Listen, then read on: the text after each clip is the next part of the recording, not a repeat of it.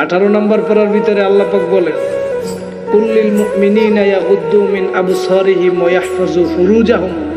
আল্লাহ আগে বলছে পুরুষদেরকে, হে নবী আপনি পুরুষদেরকে জানাই দেন, মুমিন পুরুষদেরকে, তারা যেন তাদের চক্ষুকে হেফাজত করে, লজ্জা স্থানকে হেফাজত করে।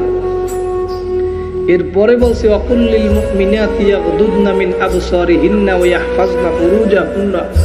এরপরে বলছে মহিলাদেরকেও বলেন তারাও যেন চক্ষু হেফাজত করে, নিজের লজ্জা স্থান হেফাজত করে। কথা বলেন ঠিক কি?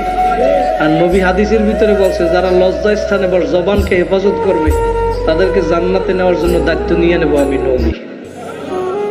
আমরা হেফাজত করতে পারবো না ইনশাআল্লাহ? পর্দা কইরা নবীর সুন্নাত তরিকায় চইলে কবরে যাব কারা কারা পারবেন? দুইটি হাত জাগাইয়া জোরে আল্লাহ বলিয়া ডাক দেন, নারায়ে তাকবীর। আল্লাহ কবুল করুক, বলেন আমিন। আল্লাহর নবী একবার বসে রয়েছে, নবীর পিছনে হযরত আয়েশা রাদিয়াল্লাহু তাআলা আনহা বসা। আয়েশা রাদিয়াল্লাহু তাআলা আনহা কি নবীর কি হয়? স্ত্রী হয়। আবু বকরের কি হয়? আবু বকর সিদ্দিকের মেয়ে, এই তো জানেন মাশাআল্লাহ। আবু বকর রাদিয়াল্লাহু তাআলা আনহুর মেয়ে নবীর স্ত্রী আয়েশা রাদিয়াল্লাহু তাআলা আনহা নবীর পিছনে বসা। একবার বসা এই অবস্থায় একজন সাহাবী আসছে, অন্ধ। কি অন্ধ সাহাবী আসছে। আসার পরে আল্লাহর নবী বলতেছে, এই আয়েশা সাহাবী আসছে, তুমি ঘরে যাও। কেন বলছে? সাহাবী আসছে, পর্দা করা লাগবে। বলছে আয়েশা তুমি ঘরে যাও। আয়েশা রাদিয়াল্লাহু তাআলা আবার উল্টা আবার প্রশ্ন করছে, ইয়া রাসূলুল্লাহ যে সাহাবী আসতেছে সে তো অন্ধ, সে তো আমার দেখবে না, সুতরাং সে বুঝাইতে চাইছে আমি ঘরে না গেলেও হয়। কি অন্ধ সাহাবী, সে তো আমারে দেখবে না। আল্লাহ নবী বলে, আয়েশা সাহাবী যদিও অন্ধ তোমারে দেখবে না, তুমি তো তারে দেখবা।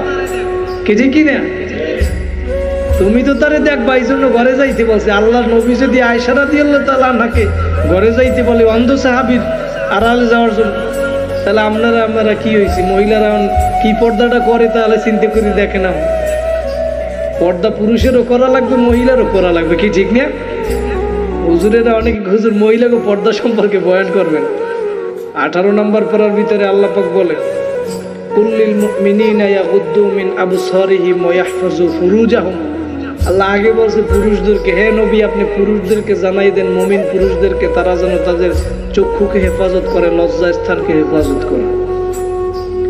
এরপরে বলছে ওয়াকুল্লিল মুমিনাতি ইয়াগুদুদনা মিন আবসারিহিন্না ওয়া ইয়াহফাজনা ফুরুজাহুন্না। এরপরে বলছে মহিলাদেরকেও বলেন তারাও যেন চক্ষু হেফাজত করে, নিজের লজ্জা স্থান হেফাজত করে। কথা বলেন ঠিক কি?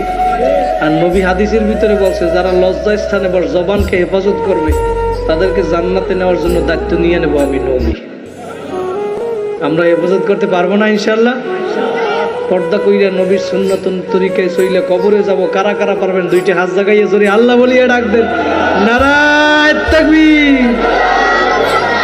আল্লাহ কবুল করুক, বলেন আমিন।